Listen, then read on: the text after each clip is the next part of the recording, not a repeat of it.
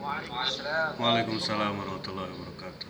Alhamdulillahirrabbilalamin. Wassalatu wassalamu ala habibina Muhammad sallallahu alaihi wasallam wa ala alihi wa ashabihi wa man tabi'ahu bi ihsanin ila yaumil qiyamah. Ba'du, alhamdulillah, puji syukur kita panjatkan kehadirat Allah Subhanahu wa taala di mana pada kesempatan kali ini kita masih diberikan kesehatan, kesempatan sehingga kita bisa kembali berkumpul pada kesempatan yang berbahagia ini. Salam serta salawat semoga tetap tercurahkan pada baginda kita Nabi Allah Muhammad sallallahu alaihi wasallam. Baiklah, alhamdulillah, pada kesempatan kali ini dalam rangka untuk mengerjakan tugas kita yang berkaitan tentang evaluasi kurikulum, di mana kita akan membahas tentang akuntabilitas pemberian jasa. Nah, untuk membahas lebih lanjut tentang akuntabilitas pemberian jasa tersebut, kita mengenal dulu apa itu akuntabilitas. Makanya kita persilakan kepada saudara kita Abdul Halim untuk menjelaskan lebih dalam lagi. Saya berterima kasih kepada Abang Ilham ya, Abang Ilham karena sudah memberikan saya kesempatan. Apa itu akuntabilitas? Kata akuntabilitas dalam bahasa Inggris disebut dengan kata accountability, yang memiliki arti yaitu pertanggungjawaban. Adapun menurut arti dari akuntabilitas pendidikan itu Adapun konsep akuntabilitas pendidikan bisa dimaknai sebagai pertanggungjawaban suatu lembaga, yaitu lembaga pendidikan atau yayasan, dalam pencapaian tujuan pendidikan. Bagaimana cara agar pendidikan tersebut jalan sesuai yang dia inginkan. Nah, itu arti dari akuntabilitas. Adapun banyak poin-poin tentang bagaimana ciri-ciri akuntabilitas yang bermutu, pendidikan yang bermutu. Ada juga yang bagaimana poin-poin tentang tujuan akuntabilitas, apa tujuan akuntabilitas. Begitu pula ada juga bagaimana akuntabilitas agar berjalan secara efektif. Ya, mungkin itu nanti di sesi terakhir sebelum kita menutup, nanti kita menyebut sedikit tujuan akuntabilitas itu.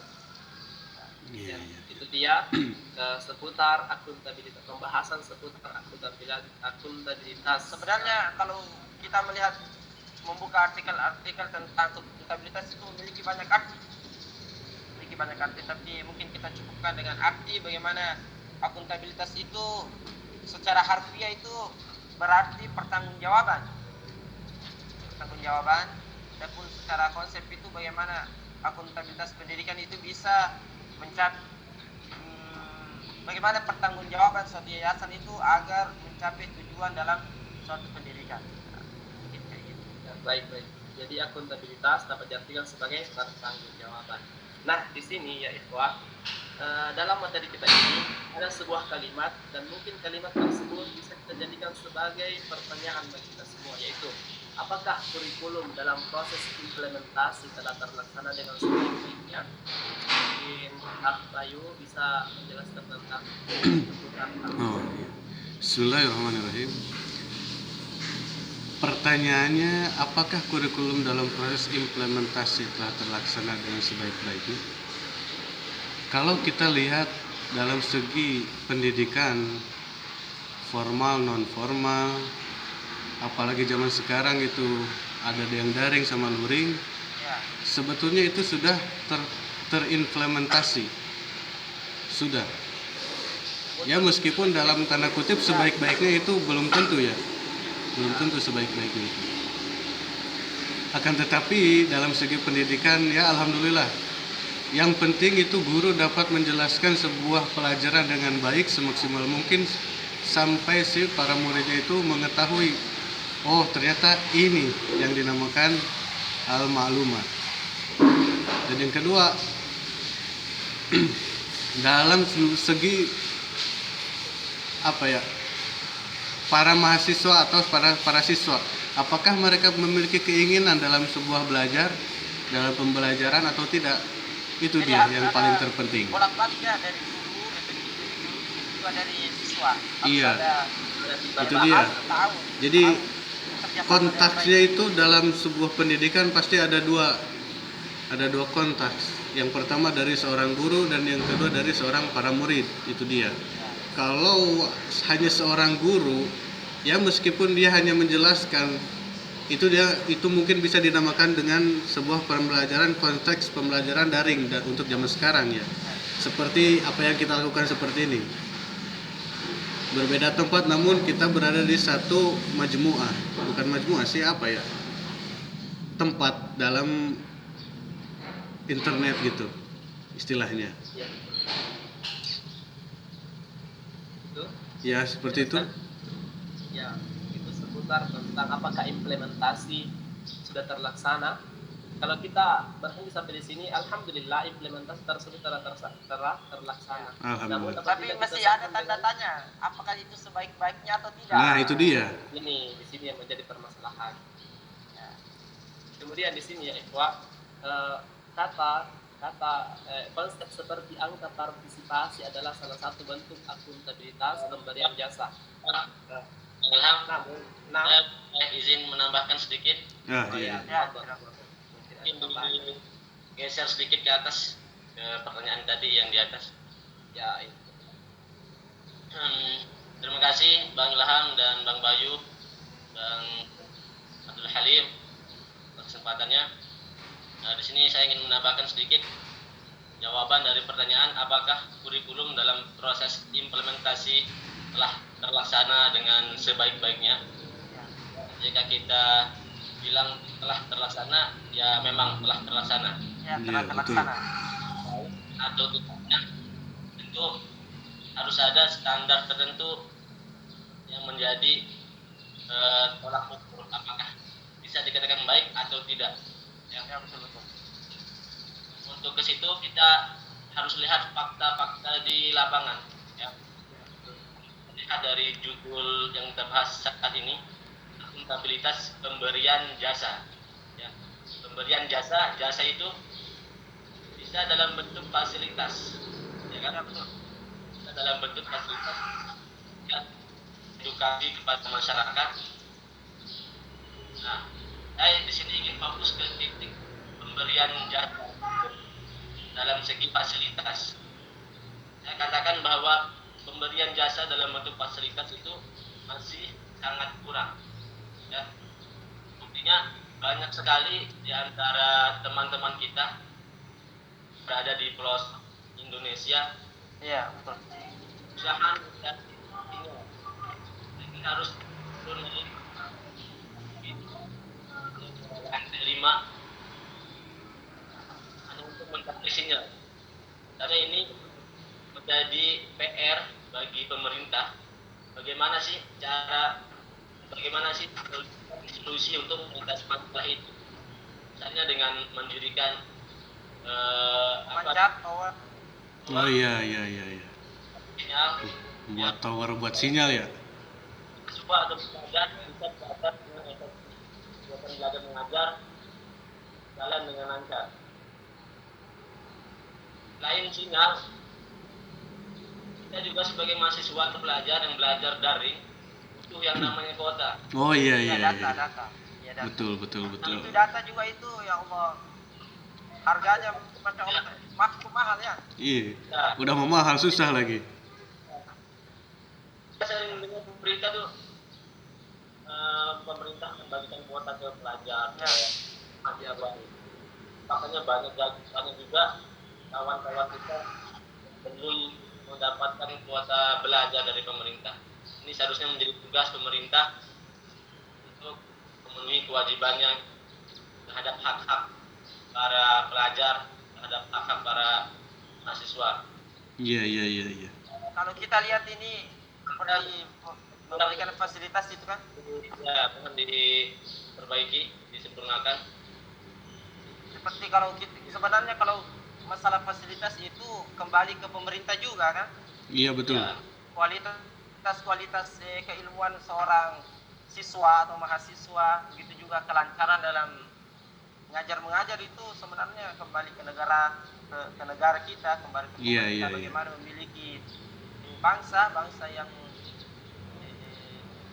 apa namanya, yang berilmu ya. Iya, yang berilmu, yang memiliki apa, sebuah semangat dalam proses belajar mengajar. Betul. Daripada sebagaimana dikatakan tadi teman itu, naik turun pagi pulang sore, turun Iya. pagi pulang sore itu, kalau naik gunung itu ya Allah, Aduh. kaki itu bisa jadi meletus itu.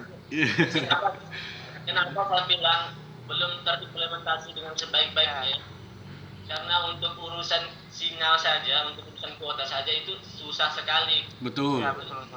Kesalahan besar bagi kita ini. Padahal bagi mereka pemerintah sana mungkin sepele. Apalagi kalau minta laptop, minta HP Ya. kan. Jadi masih perlu perbaikan. Ya, kurikulumnya. Masih perlu perbaikan. Ya, jadi ini berkaitan dengan fasilitas.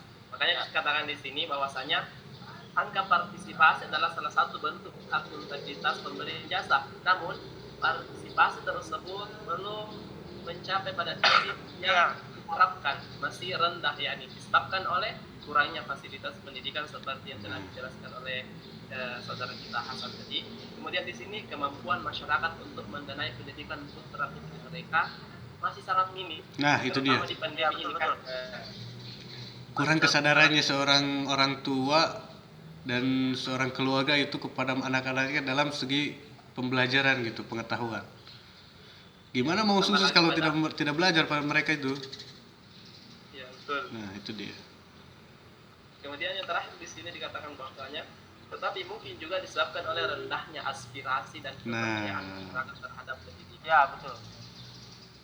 Terutama orang tua yang berada di pedesaan, di mana mereka memiliki latar belakang sebagai seorang petani. Jadi kebanyakan mereka itu berpikiran apabila saya seorang petani maka Ya bagaimana kemungkinan anak besar, juga. Ya. nah anak mereka Kan juga harus ada pepatah yang mengatakan itu, kalau kelapa jatuh itu tidak jatuh dari tidak jauh dari apa namanya, Itu dia. tidak jauh dari pohonnya.